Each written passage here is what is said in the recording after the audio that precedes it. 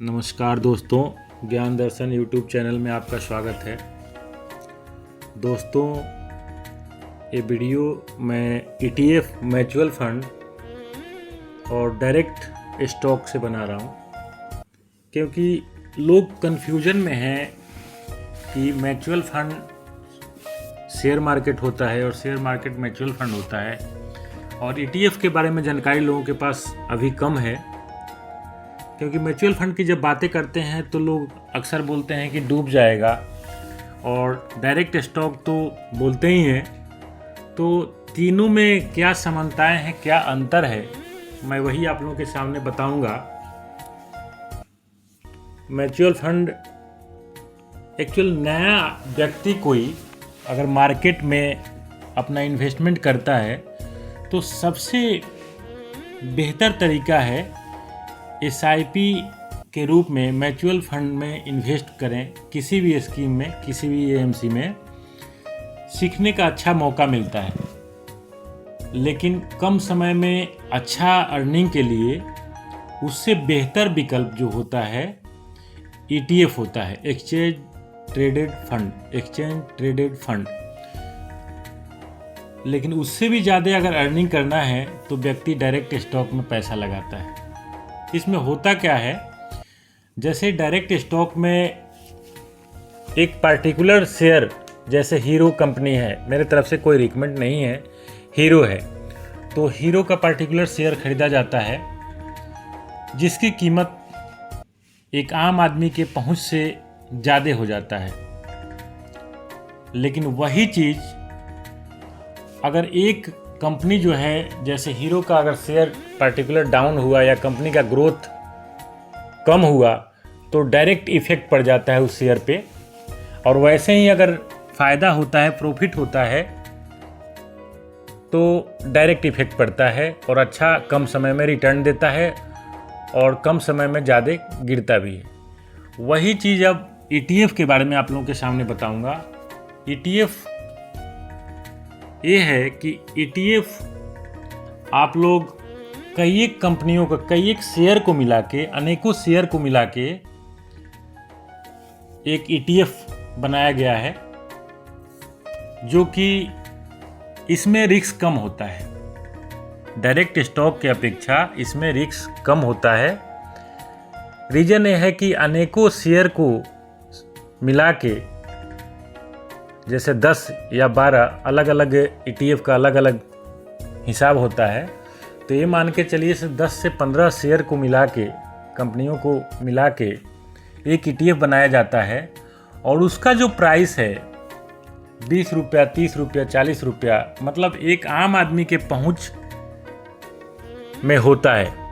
इसीलिए ETF में निवेश करना आसान हो जाता है, रिस्क भी कम होता है। लेकिन स्टॉक मार्केट, जो डायरेक्ट स्टॉक मार्केट में बेनिफिट होता है, उसके अपेक्षा थोड़ा स्लो इसमें बेनिफिट होता है। लेकिन डायरेक्ट स्टॉक के अपेक्षा ये रिस्क कम होने की वजह से थोड़ा सेफ माना गया है, और सेफ होता भी है। कभी मैं, आप लोग कमेंट बॉक्स में जाके कमेंट करेंगे तो ETF के बारे में भी आप लोगों को जानकारी दे दूंगा। अब आ जाइए म्यूचुअल फंड पे। म्यूचुअल फंड जो होता है उसमें अगर 1000 रुपया अगर SIP कर रहे हैं, या 1000 या 5000 रुपया लमसम कर रहे हैं, तो वो 50 कंपनियों में उसका पैसा डिवाइड होता है परसेंटेज के रूप में, 1%, 2%, 4%, अनेकों सेक्टर में होता है। तो उसमें रिस्क उससे भी कम हो जाता है, ETF से भी रिस्क कम हो जाता है। इट मीन्स डायरेक्ट स्टॉक में रिस्क बहुत ज़्यादा होता है, लेकिन ज़्यादा प्रॉफिट भी होने का, कम समय में ज़्यादा प्रॉफिट होने का चांस ज़्यादा होता है, और रिस्क भी ज़्यादा होता है। ETF में उसके अकॉर्डिंग रिस्क कम होता है तो प्रॉफिट भी कम होता है। अब ETF के अकॉर्डिंग अगर म्यूचुअल फंड में आप आएंगे तो म्यूचुअल फंड में रिस्क बहुत कम होता है ETF की अपेक्षा और डायरेक्ट स्टॉक की अपेक्षा। और बेनिफिट भी कम होता है। लेकिन अगर सेफली देखा जाए, सेफ किस में है, तो एक काम करता व्यक्ति या नौकरी करने वाला व्यक्ति अगर चाहे तो बेहतर रिटर्न SIP और म्यूचुअल फंड के रूप में इन्वेस्ट करके, लमसम के रूप में इन्वेस्ट करके अच्छा से अच्छा ग्रोथ कर सकता है। लेकिन अक्सर हम लोग कम समय में ज़्यादा इनकम के चक्कर में, क्योंकि जॉब पर्सन व्यक्ति डायरेक्ट शेयर में इन्वेस्ट नहीं कर सकता है, उतना वर्क नहीं कर सकता है, बार बार उसको जजिंग में ला नहीं सकता है। ETF में कुछ हद तक काम कर सकता है।